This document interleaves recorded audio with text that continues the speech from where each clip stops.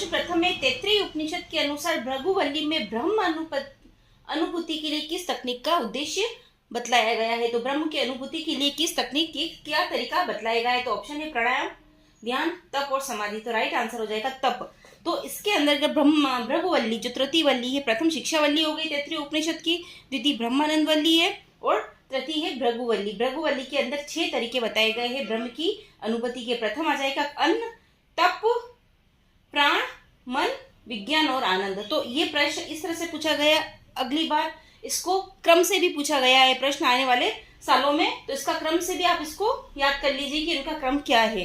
पहले अन्न से जाना चाहा, फिर तप से, फिर प्राण से, फिर मन से, फिर विज्ञान से और आनंद में, अंतिम में फिर आनंद से उसको ब्रह्म की अनुभूति हुई। प्रश्न 2 है, अजो नित्य शाश्वतो अयमः किन ग्रंथों में वर्णित है। तो यह आत्मा के संबंधित प्रश्न है। अजो नित्य शाश्वतो यानी कि जो अजन्मा है, नित्य है, शाश्वत है, सनातन है और पुरातन है, तो वो किन ग्रंथों में वर्णित है। आत्मा के बारे में प्रश्न है। ऑप्शन है प्रश्नोपनिषद, कठोपनिषद, भगवद गीता और योग वशिष्ठ। तो राइट आंसर आ जाएगा कठोपनिषद और भगवद गीता में, दोनों में इस चीज का वर्णन है। यह प्रश्न रिपीटेड प्रश्न है, बार बार पूछा जाता है। तो पहले अध्याय की द्वितीय वल्ली का 18वां मंत्र में यह बात कही गई कठोपनिषद की, और भगवद गीता के द्वितीय अध्याय सांख्य योग में, यह जो ज्ञान योग है उसके 20वें श्लोक में यह बात की गई है। गीता में श्लोक आते हैं, उपनिषदों में मंत्र आते हैं।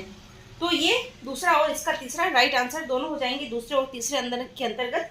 ऑप्शन में इसी प्रकार से आंसर में दूसरा और तीसरा दिया गया तो इसका आंसर सेकंड एंड थर्ड।